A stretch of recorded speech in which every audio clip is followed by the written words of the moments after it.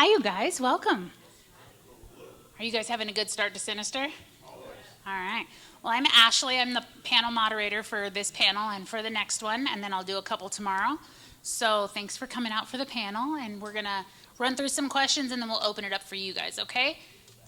All right. So you guys, let's go ahead and welcome our awesome guest, Shawn Roberts.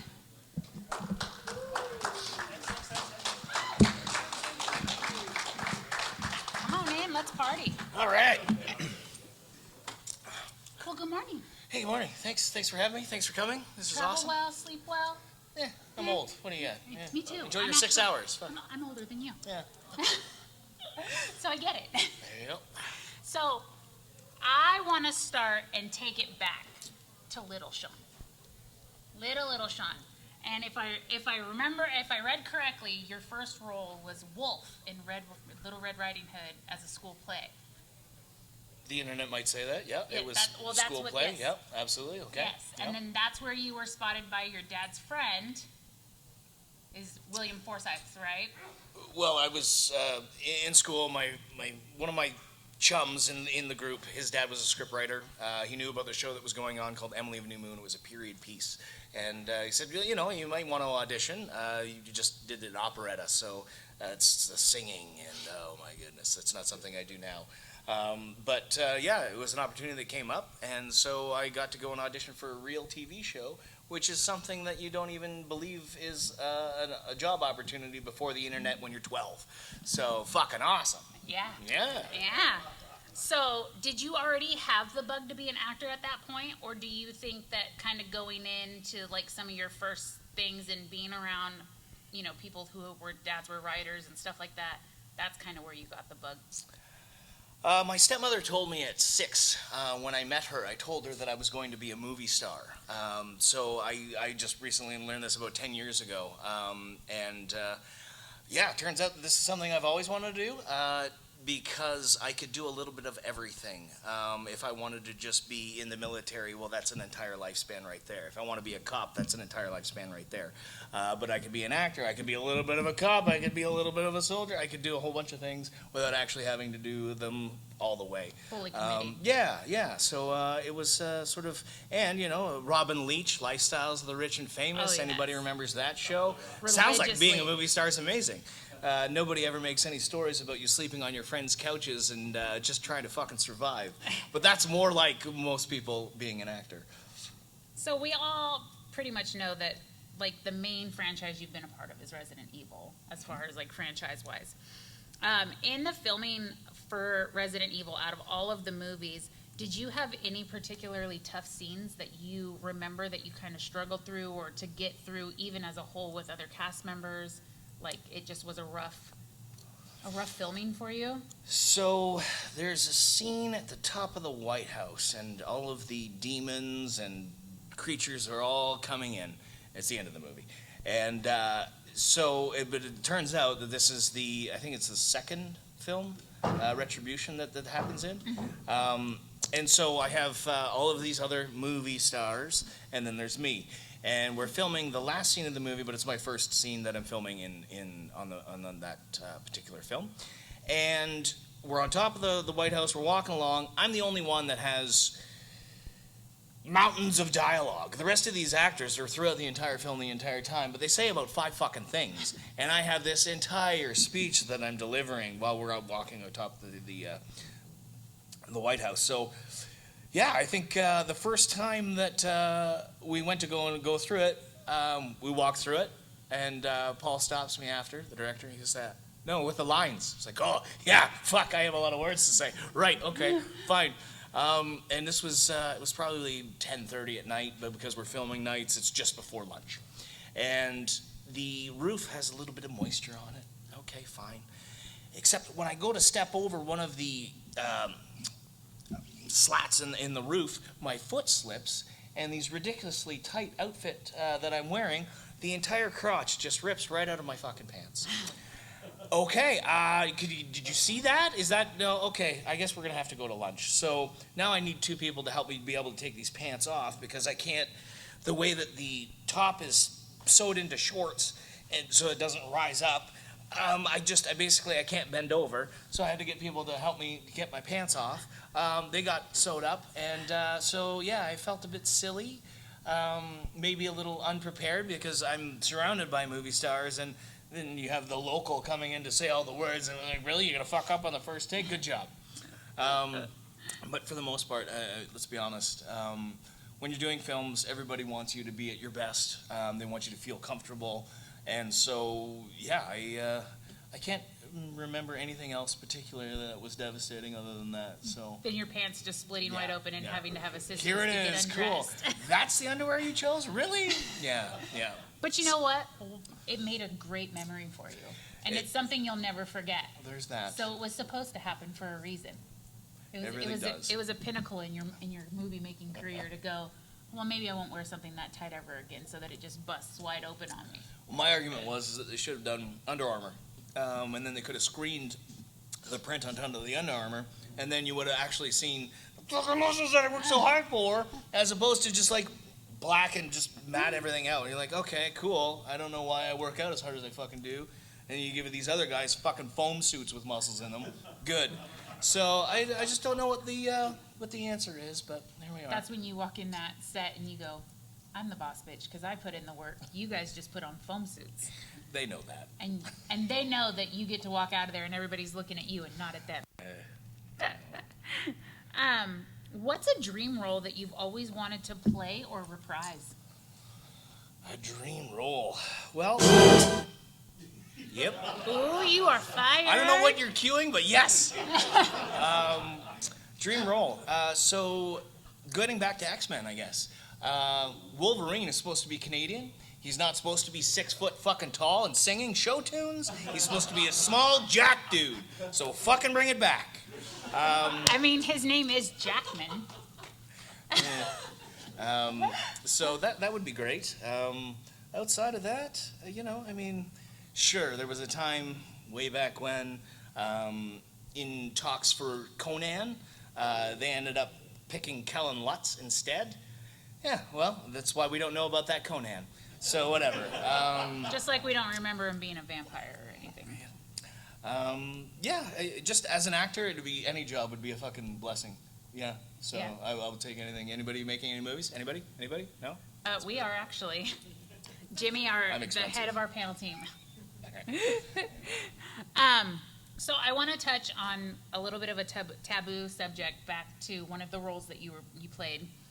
So looking back, you were a part of Degrassi, The Next Generation, and you had to play the high school rapist, Dean Walton. At that time, going into that role, what was your process to get ready to play a part like that, and how did that, if at all, did it affect you knowing that you were playing such an intense role as far as like what your character is doing? You're really going deep with it. I am. Yeah, it's not at all how I operate. Those are the lines. Awesome. I'll say those fucking lines.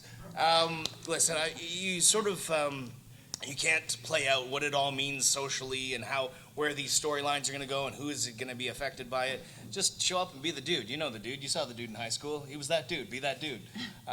So yeah, I apologize, but I'm not nearly the artist that people would like you to. Oh, well, I spent 6 months and I went in and I didn't do that. No, who has time? You get the job. They call you. They want you on set next week. Show up. Say the words. Yeah, it wasn't. Listen, rape scenes are always difficult because you're like, listen, I don't want to fucking do this. It's in the script. I know you don't want to do this, but like we are telling a story. Right. So it's it's challenging. It's difficult. It's gross, but you do it, and you hope that people don't bring it up 30 years later.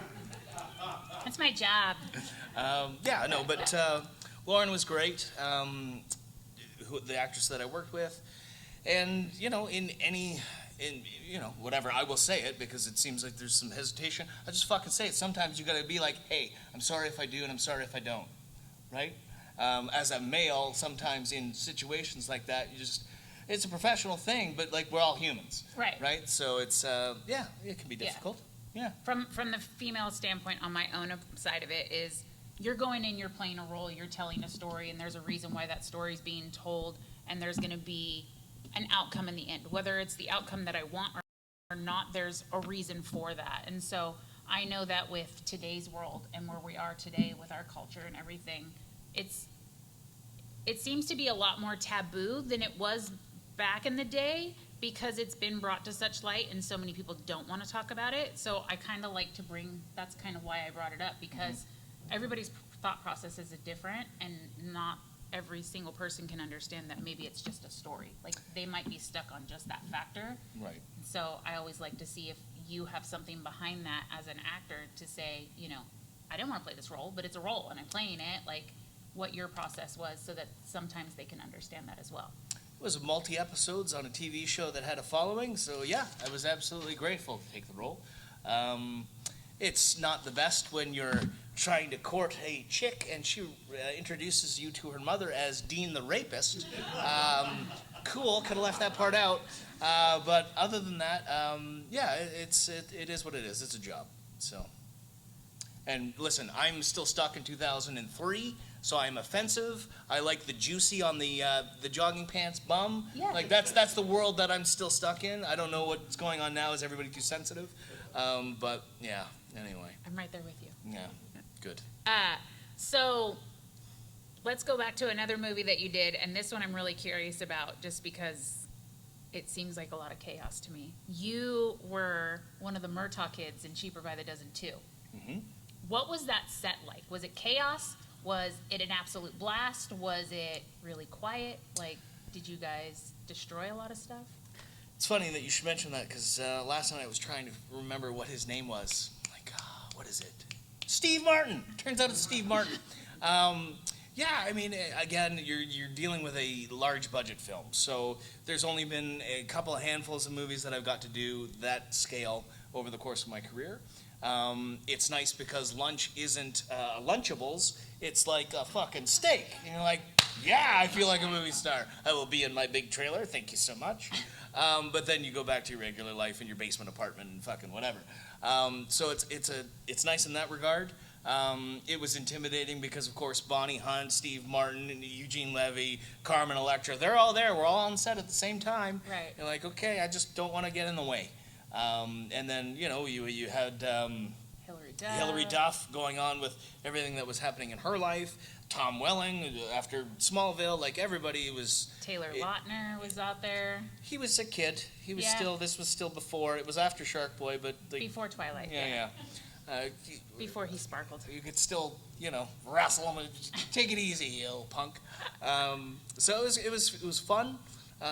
Met a lot of great people. Yeah? I don't know. That's it. That's all I got for you. That was it? Wasn't that crazy? You guys didn't,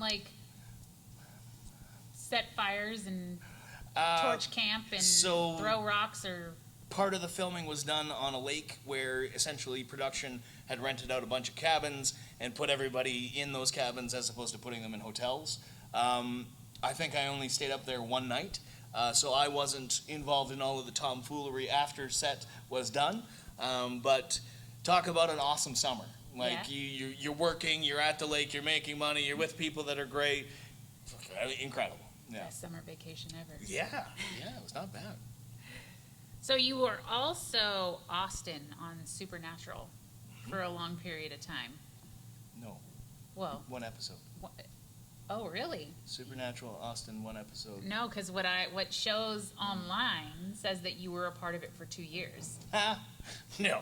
And I have not once seen a residual check from that episode. So. Oh, well, damn. Yeah.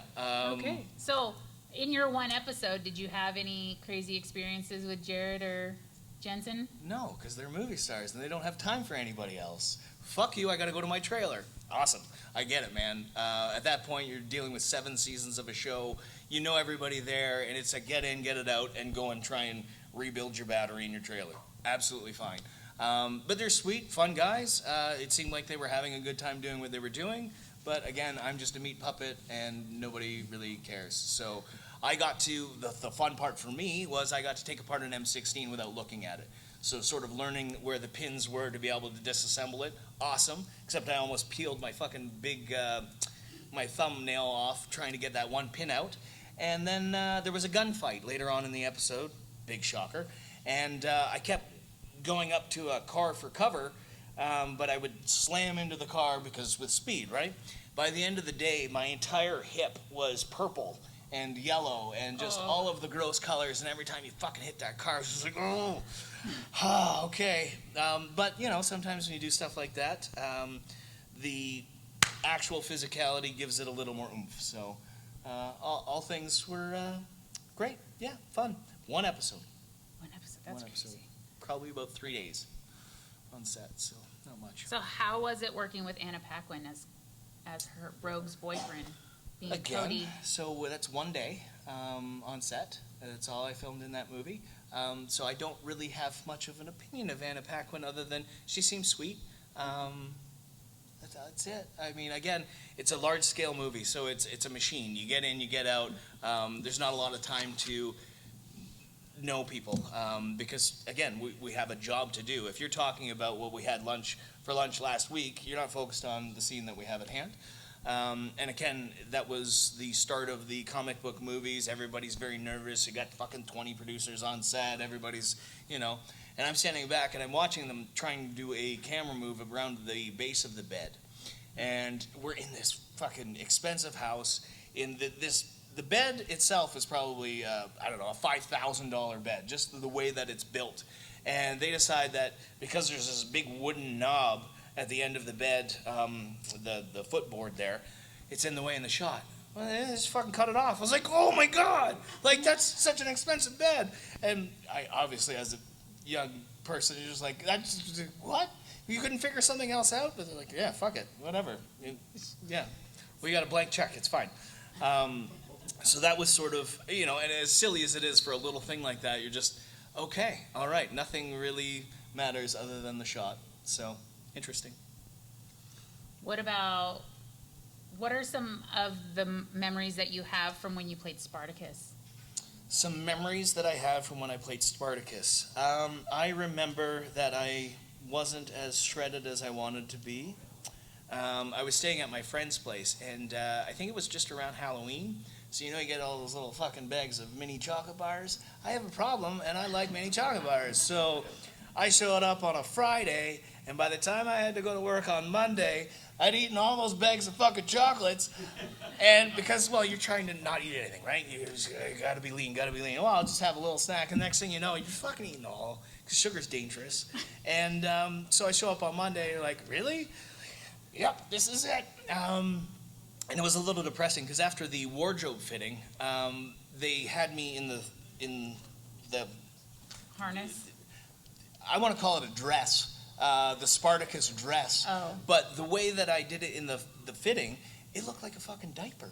And I was like, I don't want to wear this. Like, you better come up with something else. So in any of the photos and stuff, I tried to make it look as terrible as possible. I actually have one on my phone, but I'm embarrassed, so I don't want to show you guys. But it was it's just like, no, that's not the look.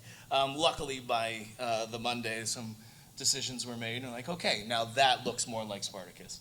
It's fun. Again, it's a show that I didn't watch. I don't know any of the characters, anything about it. It's a job, so you show up. That's the job that I do. And yeah, it was fun, but again, dealing with a situation where it's like 2 days on set. All right, thanks, bye. You know, I'm so sorry. No. I'm disappointing you. No, by not at all. You know, Not at all. more into Any it. conversation is great conversation. I love it. So going back to the chocolate, what's your chocolate of choice? Your favorite? Milk chocolate. Milk chocolate, Milk but like chocolate. not like a Reese's, Like- any chocolate? Like you don't Any have a chocolate. favorite? I love it all. Yes. Oh, There's a shit. fudge guy walking around here. He's like, I got chocolate. I'm like, oh, I smell it. Oh my God, Don't worry. that fudge is to die for. So make sure you try some. I will. It's really, really good. So there's not like a specific candy bar, or I don't think so. you don't have a go-to? I think Dairy Milk does a good chocolate. You know. I don't know. What do you guys want with me? It's fucking chocolate. It's all good. Like, yeah. That's it. Sorry. I like ice cream though. If anybody's got any ice cream, brag me with ice cream. What kind of ice cream? The Tiger Stripe. Tiger Stripe? Yeah. Now I know that's very sort of, you know, but I only get it when we go out to a place where you get in the cone. The whole family's got their little things, right? So it's basically like orange sherbet and black licorice, Tiger Stripe. It's a rare flavor, but nonetheless, it's a novelty. But if I'm at home, I would just eat anything. It was great. I love ice cream. Ice cream, it doesn't matter. Vanilla, Rocky Road. Don't do the Napoleon, because nobody wants to eat the strawberry, right? It's the chocolate, it's vanilla, fine, but Napoleon, fucking waste. It's a waste of good ice cream. And, nowadays with like Breyers, it's frozen dessert. It's not even ice cream. Fuck that. So, anyway, that's my feelings about ice It's all cream. made the same, right? Make it the right way. Anyway. Is it lunchtime? Is anybody else fucking hungry? All right. We need an ice cream run. ASAP, please. Take Call it your over the orders. headset. So, tell us, out of your acting career, what was one of your favorite roles that you played in that you just absolutely loved inside and out? I know that you're like it's a role, I'm going to go in and I'm going to read it, I'm going to do it, I'm out. Right. But have you had a role where you've kind of just fallen in love with that character and it resonated with you a little bit? So recently, I think it was 2023. I'll make this story quick. 2023, did Here for Blood. And so that was written by a guy named Shawn Roberts. No relation. But nonetheless, it seemed as though he could find the lines that I would say and he put them on paper. And it's offensive and it's aggressive. And I absolutely love it because offending people is one of the funniest things that I can do. High five. So, like, why are you offended? They're fucking words. Anyway, so that was a role where it was, I get the horror, I get the blood, I get the gore, but it's also they get the comedy. And I realized a few years ago, I was like any actor, I was going to make a show. I had a show idea. Cool. Except it was dark and, human trafficking and action, cool, but dark. And I realized that I don't want to fucking go to work every day and deal with that material. I'd rather go to work every day and have a giggle. So, Here for Blood, we're passing gas on set, we're making jokes, it's the best time ever, but it's a low-budget movie. And that's sort of the fun of low-budget movies is you get to be creative, there's a little more space and breathing room. Yeah. At least that's how it's perceived. A little bit more of a wide berth than that. Yeah, because I feel a certain responsibility when you have, a bunch of investors investing millions of dollars into a movie. I'm not here to dick around. It's your money. I will do what we need to do. All right, we're done? You're good. I keep, it's You're just fine. like, Finish am I your talking story. too long? I'm sorry. He's just cueing me. Okay. We're good. Yeah. Lost my train of thought. Anyway, yeah. Well, why don't we open it up to a couple of questions out in the audience? Does anybody have any questions? Sorry. Yeah? Don't be. He's going to come over with the microphone for you.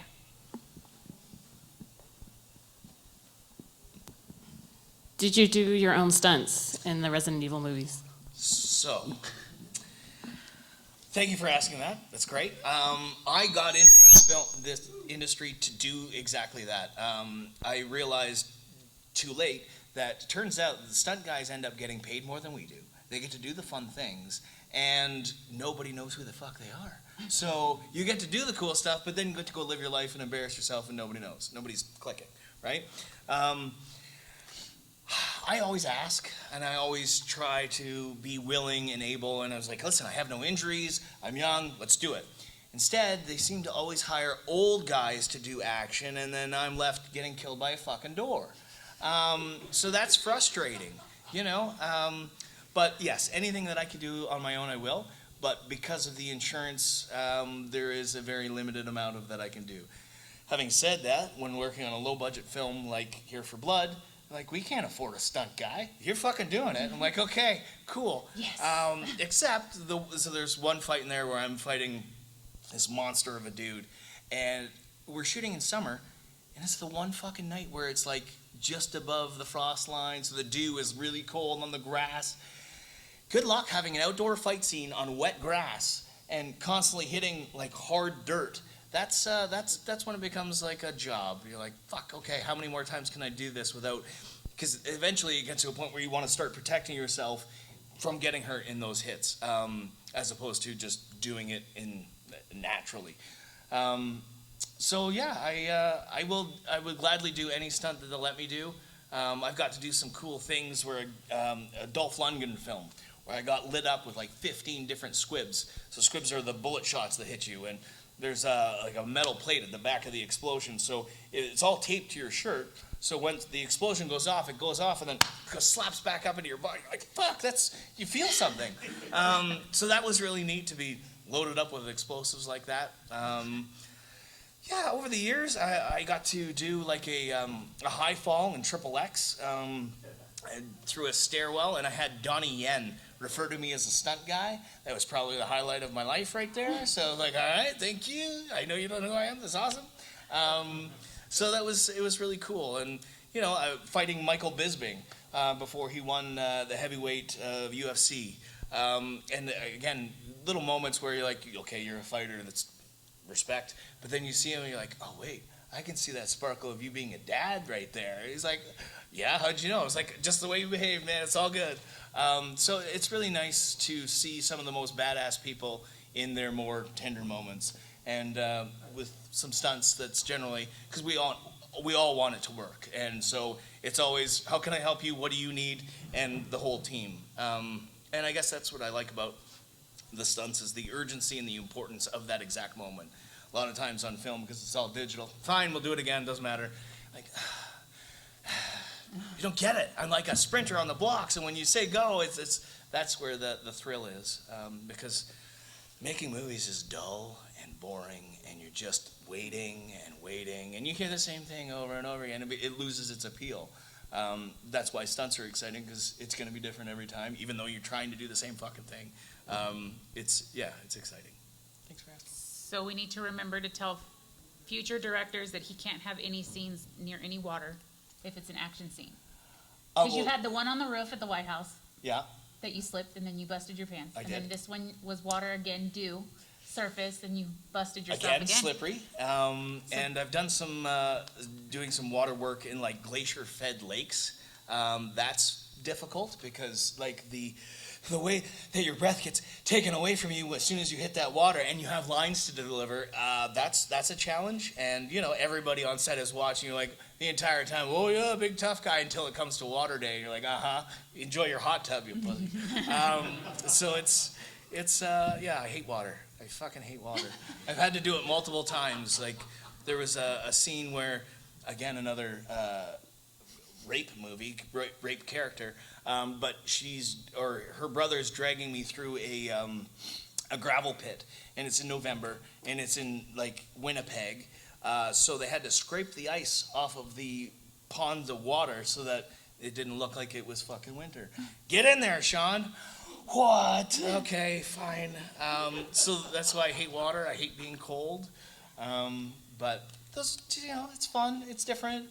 I'm glad I don't have to do it every day. Yeah, exactly. Do we have any more questions in the audience? No? All right. Oh, yeah. I have a question. Well, where's the best place to get the tiger stripe ice cream? Glad you asked that. So I'm Canadian, and we have Kawartha Dairies, which is like, I don't know, a staple, at least in Ontario. Cows, that's another, like it's an East Coast thing. It's like an ice cream shop. I don't know if they have it, but look around. You might find it as an online order thing. I'm sorry. We'll do a search. We'll find it. Yeah. I'm going to track the whole Sacramento area, see if I can find it tonight to bring it to you tomorrow. That's sweet. All right, you guys. Well, this was our panel with Shawn. Thank you so much, Shawn, for the interview. Awesome. And he'll be at his table for the rest of the weekend. Please make sure to stop by, bug him, harass him. And I apologize if I offended anybody. Talk shit but thank to you for him. coming. All right. Thanks, you guys. Awesome.